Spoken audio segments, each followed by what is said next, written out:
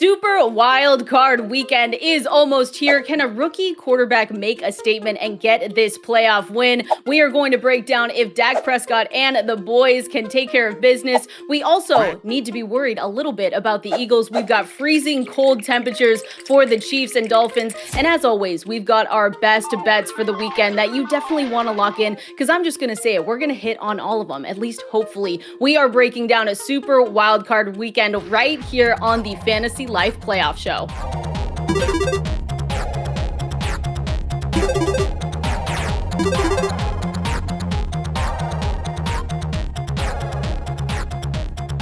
I am your host, Kendall Valenzuela. Joined with me, we've got Matthew Freedman and Dwain McFarland, and Ian Hartitz is going to be joining us here in a little bit. So guys, let's just get into it quickly and let's go through all the games that we need to go through for this weekend. Freedman, I'm going to start with you on this Browns-Texans game and what you've seen so far in the betting market. We've got the Browns traveling to the Texans. What have you seen? So remember, the Browns played the Texans just a few weeks ago, but there was no CJ Stroud, importantly, in that game. And the spread for that was Browns favored by 3.5. Now they're favored by just 2.5. And I got to say, it feels like the difference from Case Keenum to CJ Stroud is worth more than just a point, even if it's, going through that key number of 3. So this feels like maybe it's a little bit value on the Texans there. And then the over is the side that has gotten the money in the market. This was 43.5. It's moved up to 44.5. And it wouldn't be surprising if we continue to see movement in that direction, given that this is an indoor game. What should we make, Dwain, when we're looking at this game, right? It feels like two different sides of a story. We've got a rookie quarterback going in his first playoff game, and then we've got the one and only Joe Flacco, who's trying to continue to make magic happen. So, what do you think about Joe Flacco and then on the other side, this Texans team in this matchup? Well, I think this could just really come down to defense, Kendall, and the Browns have the edge there. They have one of the best defenses in the NFL against the pass. They also have PFF's top graded pass rush. So Stroud is going to have to really overcome, a major obstacle here, because Joe Flacco is also on an absolute heater. And we know that yards per passing attempt is the number one correlated stat to winning if we're looking at a player level stat in the NFL. So Flacco's really been cooking lately. 323 yards, Kendall, and 2.6 touchdowns per game since taking over. Like, I don't know. It's like someone pinched me, like, this can't be real, but it is. And the Browns have turned into a pass first offense, plus 5% drop back rate over expectation with Flacco under center. And the Texans defense, not so good, Kendall. Pretty good, actually, though, against the run. They give up the 6th fewest yards per game at 97, but the 8th most yards per game at 255 through the air. And Amari Cooper absolutely torched them a couple of weeks ago. And he's averaging 150 yards and 1 touchdown per game in 3 full contests with Flacco. And David Njoku, who you might hear a little bit more about later, Kendall, 78 yards and 0.8 touchdowns per game. So I think there's a lot to like there. There's not a lot of the lines have dropped yet on Amari and Njoku. I do like Amari over the 74.5 receiving, but Njoku and Cooper are guys that I really want to focus on from a prop standpoint this weekend. This is going to be a great game. And again, like if you told us a few months ago that Joe Flacco would be leading the Browns in the playoffs, I think we would have all laughed and said, no, he won't. Now let's go to the next game. This is the next Saturday game. We're going Dolphins at Chiefs. I know, Freedman, here that we've been hearing a lot of talk. Hey, this could be one of the coldest games in NFL history. You could see temperatures hit 0 or below. What are you looking at from the betting perspective in this one?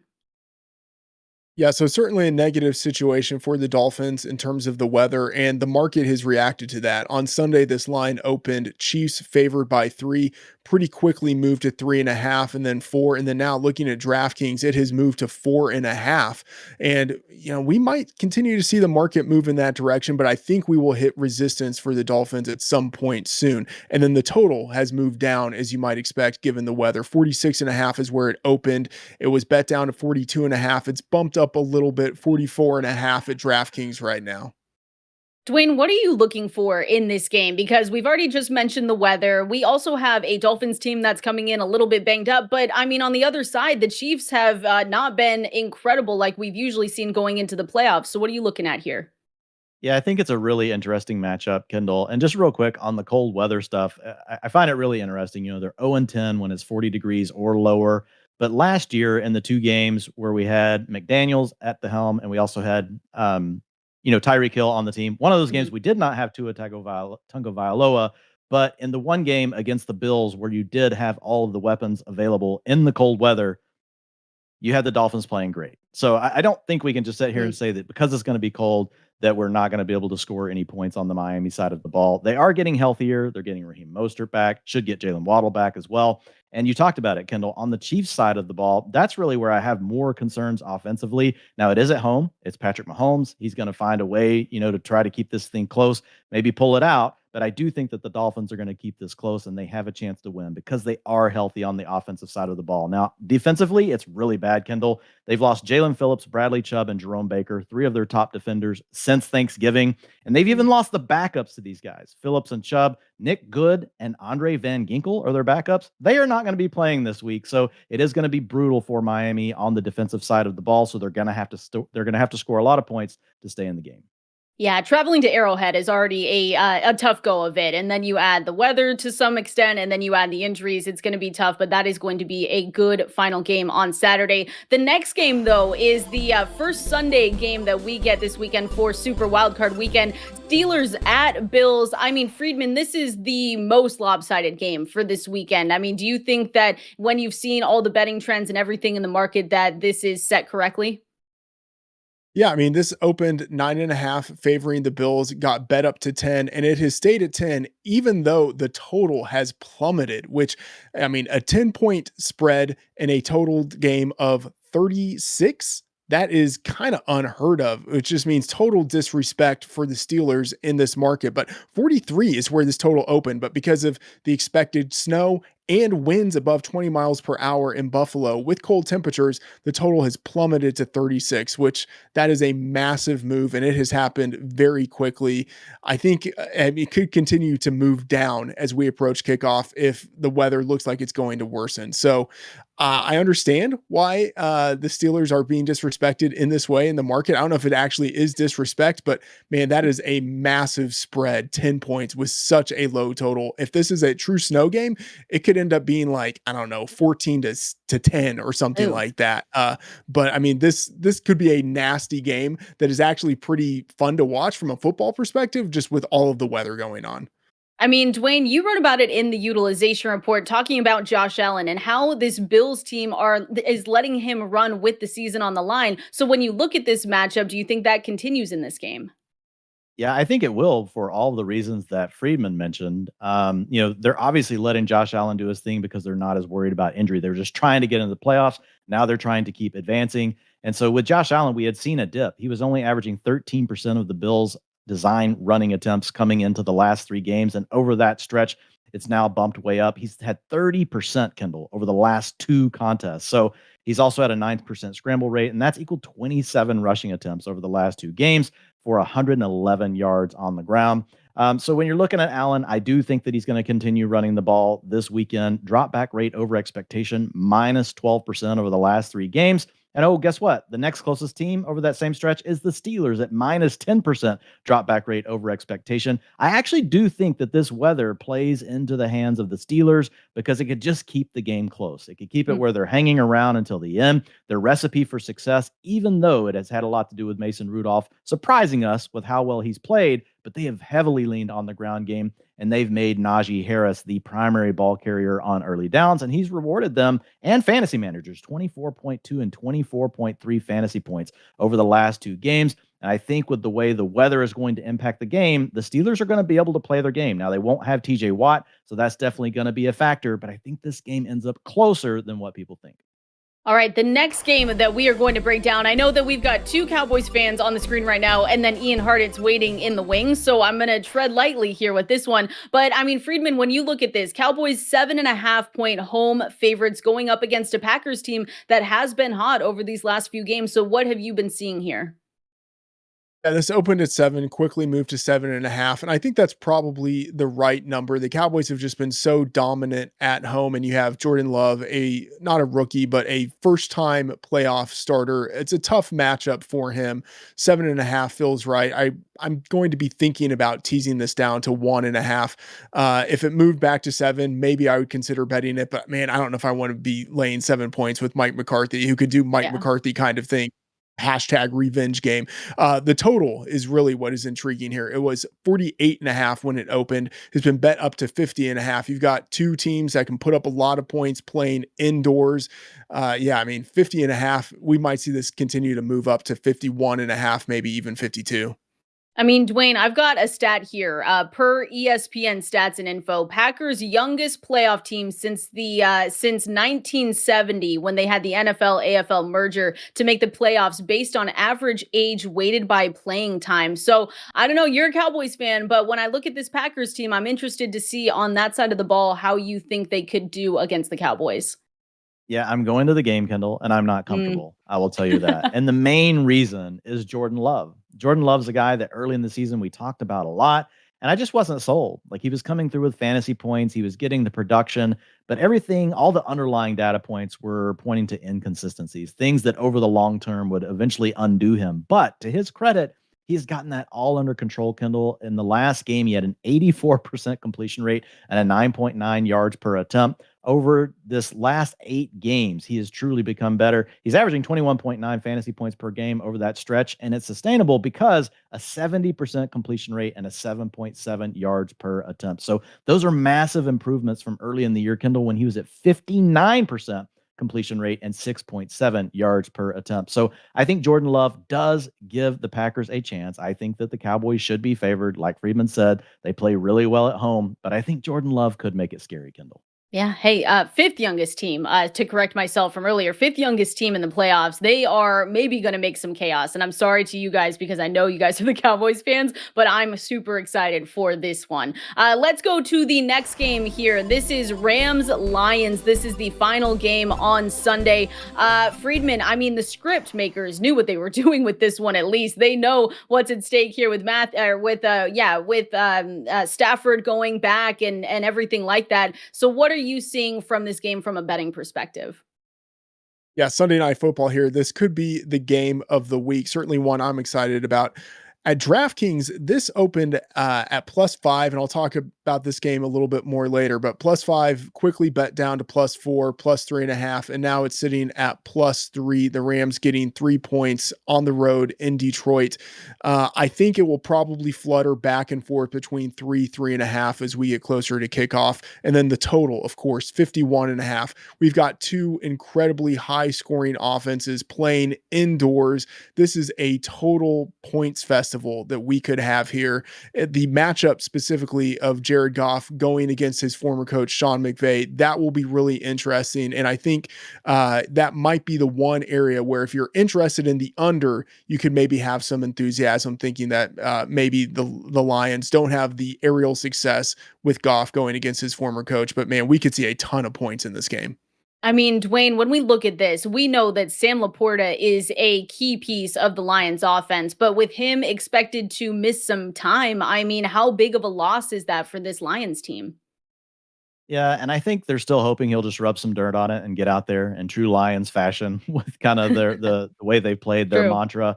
So we'll see what happens, but regardless, he's not going to be 100%. He's not going to be the same player. The good news is they have this guy named Amon-Ra St. Brown, Kendall, who they move all over the formation. They get him into motion. They make it really tough to double team him, and he has been absolutely on fire. So I think this just means more for St. Brown, who is averaging 25.5 fantasy points per game over the last 4 weeks. So one of the top plays on DraftKings this weekend, if you're wanting to put together a DFS lineup, you're going to have to pay for him, but he's definitely worth it. He's got a 30% target share over that period. So with Laporta out, I think they'll find ways to get additional looks for him. The one other thing I would say here, Kendall, would be maybe, just maybe it's time for Jamison Williams to step up. He was their first round draft pick a year ago, has really had a rough run of it. He was injured coming in off of an ACL injury that he had in a bowl game late before his rookie season, so he didn't play much. And then this year he was suspended to start the year. But recently he's really gotten more consistent playing time. He's had a 60% route participation over the last 7 games. Now, that's not a full-time role. It's not great, but at least it's stabilized, and they need someone else to step up. And over that period of time, he's averaged 37.9 yards per contest Right now, his DraftKings number is set at 36.5, Kendall, at -110. So his average, even before factoring in Laporta, is more than the line that's set. And he's beat that number 5 out of 7 games. So with Laporta out, I think he is going to get more looks. Right now, I have him at 45 yards in our projections, but I'm going to continue to move that higher if we find out that Laporta is not going to go. For now, I've been a little conservative and kept Laporta in there, just took his target share down some. All right, the last game that we are going to is the Monday night game. We've got Eagles traveling to Tampa Bay to take on the Buccaneers in this one, Freedman. I mean, the Eagles, when they're even traveling, they're a bit banged up. What have you seen in this one? Because the Eagles right now currently 3-point road favorites with a total sitting at 44 right now. This was 2.5 in the market and very quickly moved to 3. I think investors just looked at it and said, we have the Eagles. They're better than what they've shown in the past 6 weeks. And maybe they are. I'm a little bit skeptical about that, specifically because they are very banged up. So the injury report is going to be very important. This total was 45 and got bet down to 44, 43.5 at one point. So I think it stabilizes around there, but we could see a pretty disgusting game between these two teams on Monday Night Football. I mean, Dwain, we've talked about some upsets in this show already, and this feels like a time where you can look at Tampa Bay and say, okay, they have a chance here because of how banged up this Eagles team is going into this game. Yeah, for sure. And it's like Freedman said, for this game, we're just really going to have to pay attention to the injury report. On the Eagles side of the ball, if Jalen Hurts is playing well and he's healthy and A.J. Brown is healthy and Devonta Smith and Dallas Goedert are all good to go, then they could definitely make noise against this secondary for the Bucs, who are giving up 268 yards per game right now. That's the most of any team remaining in the playoffs. So the Bucs have had their issues, and I think that the Eagles could exploit that. It's just a real question mark right now with what's going to happen with the receivers. On the Bucs side of the ball, you've got an equal opportunity. The Eagles are not playing very well in the secondary, one of the worst in the league. They might not have Darius Slay this weekend. And you've got Mike Evans and Chris Godwin, who have come up big in these spots where they've had the right kind of matchups. And Mike Evans is the kind of guy, Kendall, you can look up quickly, and he may only have 6 catches, but it can be for 120 yards and 2 touchdowns. And that's what the Bucs will need in this game. And I do think that they've got a shot to win it if the Eagles are not healthy. All right, that was our breakdown of all 6 games for Super Wild Card Weekend. Now let's get into some of our best bets. The NFL playoffs are here, and we've teamed up with DraftKings Sportsbook, an official partner of the NFL, who is kicking things off with a huge offer. Throughout the playoffs, all new customers will get $200 in bonus bets instantly when they place their first $5 wager on anything. Get in on the action this weekend by downloading the DraftKings app, and don't forget to use the promo code FANTASYLIFE. That's right, new customers who bet just $5 will get $200 in bonus bets instantly. Wondering what you can use your $200 in bonus bets on? Combine multiple bets together from the same game for a shot at an even bigger payout. If you're already signed up for DraftKings like me, you can get a no sweat bet. Get a bonus bet back if your same game parlay /SGPX bet doesn't hit. Max reward limits apply. If sports betting is not yet available in your state, don't worry, you can still join in on all the fun with DraftKings Daily Fantasy and have the chance to win cash prizes. Download the DraftKings Sportsbook app now. New customers use the promo code FANTASYLIFE and bet just $5 on any wager and get $200 in bonus bets instantly. That's promo code FANTASYLIFE only at DraftKings Sportsbook. The crown is yours. And as always, just a reminder, you guys can go to fantasylife.com. Make sure you go and check out all of our projections, everything in the bet tracker, our best bets, everything that you need, and make sure you sign up for the Betting Life newsletter in your inbox 3 days a week. Now we're going to go through some of our best bets, Matthew Freedman, and I'm going to start with you because you've got 2 of your best bets for the week, and we're going to start off here with this Rams and Lions game. Yeah, looking at this Rams game, I mean, I got to say, first of all, what was Dan Campbell doing last week? Playing his players, trying to win a game that didn't mean anything, got some of the players injured. And then you look at the Rams who rested their players. They're coming in really fresh for this game. I really like the Rams at +3. And I'm not going to say the Rams should be favored in this spot, but I think this number should be under a field goal.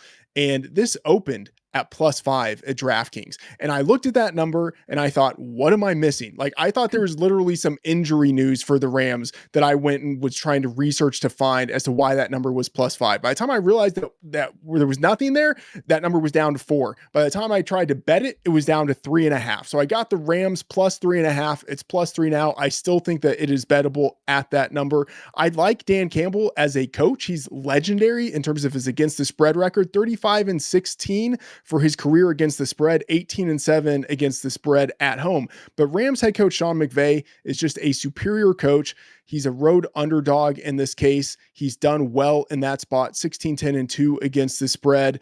And I think in this situation, we are just going to see Matthew Stafford, basically at home in Ford Field in a revenge game. You have Jared Goff going against a coach in Sean McVay who knows him better than any other coach alive.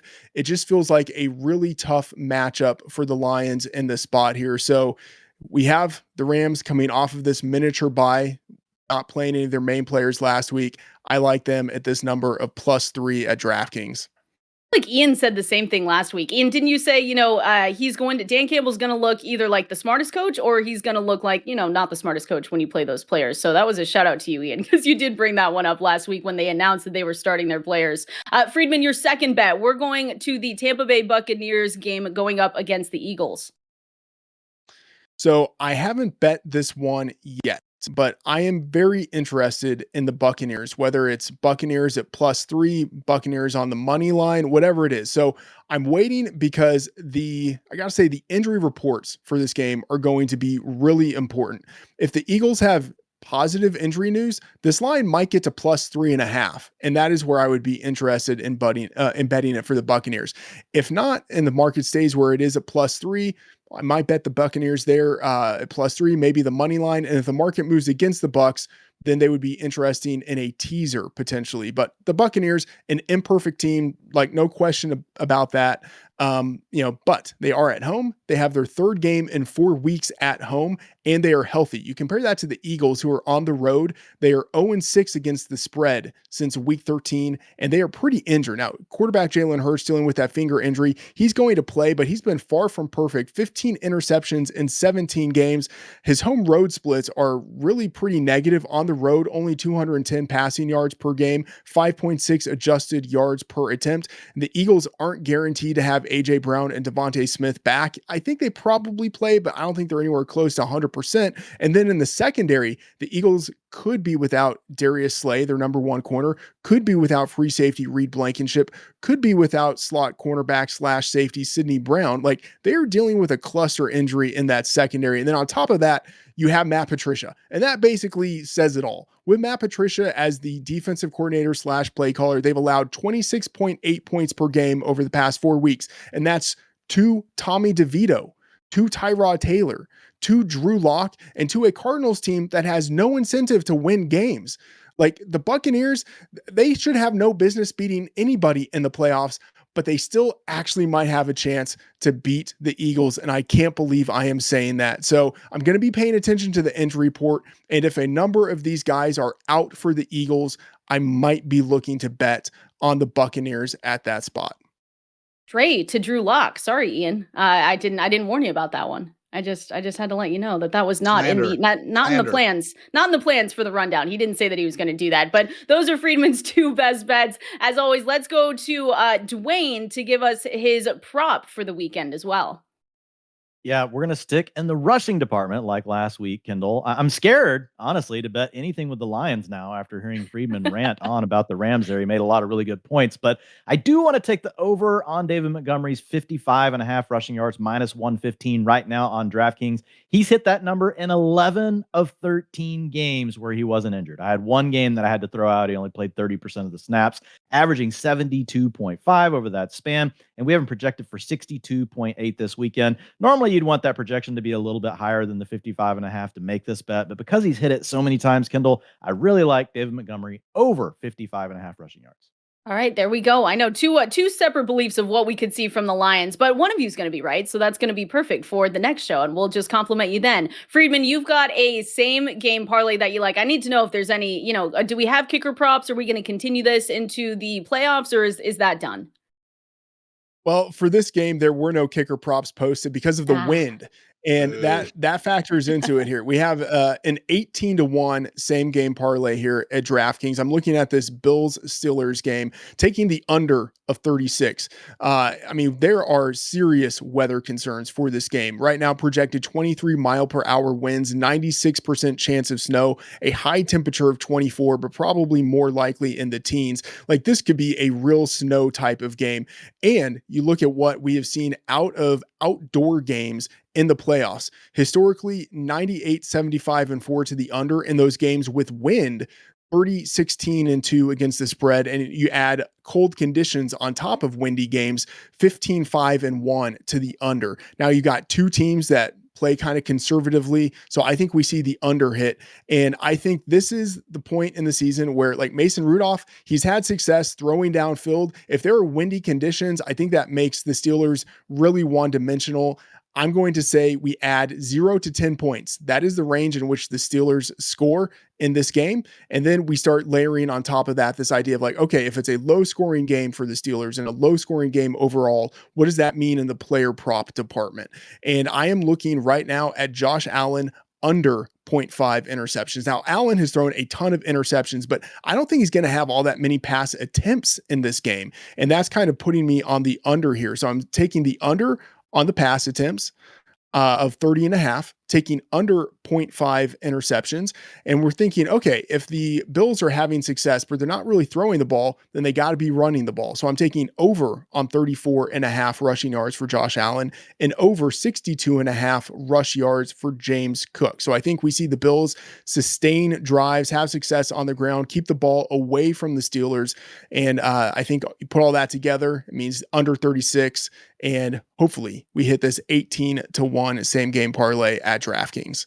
Juicy. I absolutely love it. So make sure you guys go to our friends over at DraftKings and tail this one, like all of us on the show are going to be. Now, guys, because it's the playoffs, we still need a little bit of drama. And of course, we're just going to create drama between ourselves because we are going to play a little competition here throughout the playoffs. We are going to go up against each other in teams. We've got Dwain and Ian on one team because, you know, we can't take the dynamic duo apart. And then Freedman and I, the winners, essentially, we'll just name it right now, going up against each other. And we are going to do our bets for playoff weekend. And the only thing that they have to be is 150 or higher, plus 150 or higher for these bets. We're going to see who does the best throughout the playoffs. We're going to be keeping track. And I don't know, maybe we put some coffee on the line, maybe some lunch, maybe some dinner, who knows? But I'm going to start with you two, Dwain and Ian. I got to know what your top two bets are going up against Freedman and I. Yeah, so I'll the first start leg off. of this. No, Dwayne, I'm starting off because I got the best part of the leg, with all due respect. Now, I will admit that it's a little bit scary for me to be saying someone's going to score a touchdown after Freedman just lay out some very good reasons why this team will be held under 10 points. But I do like Najee Harris at plus 220 odds. This seems way too high for someone who is the primary touchdown scorer in an offense that, don't look now, has been good with Mason Rudolph under center. I mean, I know, guys, we do have from 2019 to 2022 telling us that Mason Rudolph is a bad quarterback, but you look up and just looking at, again, EPA per dropback, completion percentage over expected, he's been legit top 5 quarterback, better passer rating, yards per attempt than Brock Purdy. I don't quite understand it, but you know what? When you have favorable enough defenses and also Deontay Johnson and George Pickens doing their thing, maybe this version of the Steelers offense isn't exactly the worst unit in the league that they're currently being treated as. So yes, the weather isn't good, but my God, if it's not good, just expect the run heavy Steelers to even go more out of their way to feed Najee Harris the ball. Only Breece Hall had more total touches over the past 3 weeks. And as much as Najee isn't the greatest real life running back in terms of his down and down efficiency, still someone that is 8th in the NFL in total touchdowns scored since entering the league in the first place. So Dwayne, I know you have some goodness for the other Steelers running back here, but if anyone is going to score a touchdown for Pittsburgh this week, I hope it's someone. If anyone's going to do it, it would be Najee Harris. Hey, and I'm warming on this one even more and more. We just heard Freedman break down all of the challenges with the weather. There's going to be a great opportunity for the Steelers to probably just stay closer in this game than the 10 points that we're seeing right now. So I do like it, Ian. And for the other half of our bet, Kendall, we're going to go with Isaiah Pacheco and Jalen Warren to both hit their over on receptions at 3.5 each. I really like it for Pacheco. In the last 3 games without Jerick McKinnon, who is now on IR, He has averaged 5.3 catches per contest, taking over 100% of the 2-minute offense. So that's really good for Pacheco. Feeling great about that one. And then with Jaylen Warren, like Ian said, the other side of the Steelers backfield, we've really seen this break down differently over the last 4 games. Essentially, Najee has taken over all the work on the ground, and Jaylen is getting all the work on passing downs. 91% of the long down and distance over that stretch, and he's gotten 99% of the 2-minute offense. He has a 23% target share over the last 4 games with targets of 6, 6, 4, and 5. He's averaging 4.75 catches in those contests. He's hit the over in every one of those games. So give us both of those overs to lock it up. All right. So now Freedman and I are going to go through our bets. And Freedman, I think you know what's at stake here because we cannot lose to these guys because first of all, we'll never hear the end of it. So we kind of need to be on our game here, just respectfully. But I'm excited, guys, because personally, I feel like I've already gotten a win because we have 2 anytime touchdown scores from Freedman. So I call that a win anyway. But we're going with 2 different games. We're looking right now at the Packers and we're looking at the Browns in this one. So I'm excited to say we've got a David Njoku, anytime touchdown score bet at plus 160. And then another one is Jayden Reed, but I'm going to let Matthew Freedman tell you guys the rest of them because I'm just excited to hear him talk about an anytime touchdown score. I'm not going to lie. Yeah, so the Njoku prop, I mean, he's just been awesome this year in general, but specifically with Joe Flacco at quarterback. In the 5 games with Flacco, he has 4 touchdowns. This game is being played in a dome, so good environment there. I think we could see Njoku get into the end zone, and that number is plus 160. I think that's close to fair value. I think a little bit of value there, but the one that I really like is this Jayden Reed over 48.5. Plus the anytime touchdown. You combine those, get plus 282 odds. And Jayden Reed has been awesome his rookie year. Like in terms of what he's been able to do, it's giving me sort of like flashbacks of like a Deebo Samuel, DJ Moore, Percy Harvin type of rookie year in the way that like they use him as a runner. He can line up all over the field. I really like what he's able to do. And then I really like the matchup that he has going against Jordan Lewis. And I say this like as a Cowboys fan who is scared that we're going to see Jayden Reed just absolutely go off in the slot against Jordan Lewis, who has a career worst 43 PFF coverage grade this year and is like clearly the weak link in an otherwise pretty strong Cowboys secondary. Jayden Reed, 912 scrimmage yards, 10 touchdowns for the season, and specifically since the week 6 bye, 704 yards from scrimmage, 8 touchdowns.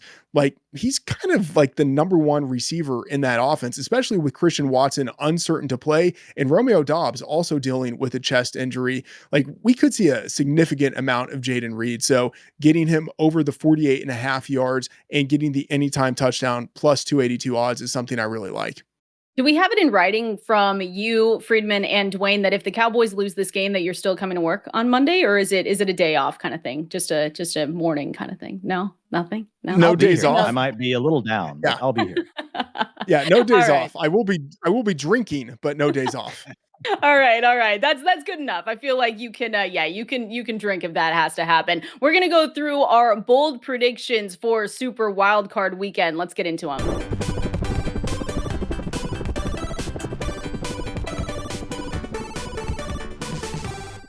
All right, to wrap up our Fantasy Life playoff show, we are going to go through some bold predictions. And Ian, I want to let you know that, when we were building out this show thinking what the people would want, it's the helicopter tweets that the people want. And so we just let people know what those are. You can follow Ian at Hartitz on Twitter. But that was really the reason why we wanted to do these bold calls.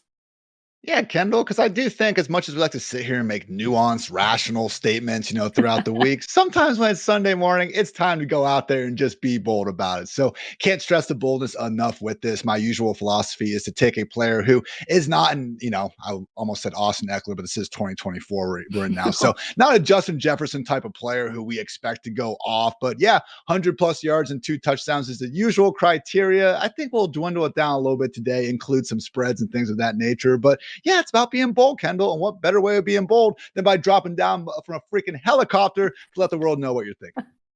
Well, there you go. Now you guys got the premise of the helicopter tweet, which you can find every single Sunday from Ian Hartitz. But Ian, I want to start with you then. For Super Wildcard Weekend, what is your bold prediction?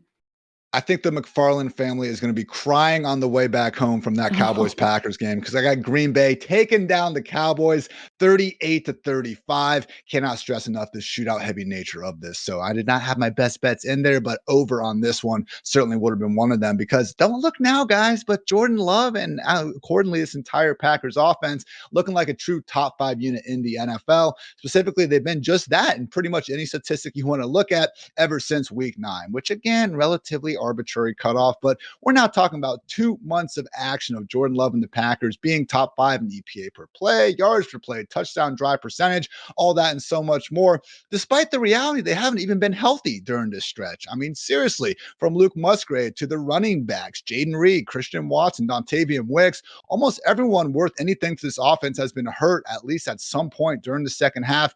Hasn't mattered, and all the credit in the world accordingly to Jordan Love and Matt LaFleur. So yes, I know the Cowboys defense can be pretty elite, but don't look now, guys. Just 15th in EPA per play and outside the top 20 in success rate allowed over these past 2 months of action. So maybe the little bit of Cowboys fan in me is just trying to play both sides like Mac and It's Always Sunny. So, hey, if I'm wrong, the Cowboys win. But I really do think at a minimum that 7-point spread, not reflecting the reality that this game is between two really good offenses, might come down to who has the ball last. So accordingly, give me the Packers. All right, there you go. You're going to have to apologize at one point, though, if this does happen to Dwayne's kids. So I'm just going to put that over the air, too. That just needs to happen if they're driving home and they're crying. So, Dwayne, I guess I'll throw it to you then, because you've been picked on for being a Cowboys fan. Same with Freedman. What's your bold prediction for Wildcard Weekend? Well, Hartitz is a Cowboy fan, too, supposedly. That's true. But I will tell you this. Had he not chose that game first, that was the one I was going with. Honestly, just to cover my bases, because I'm going to the game.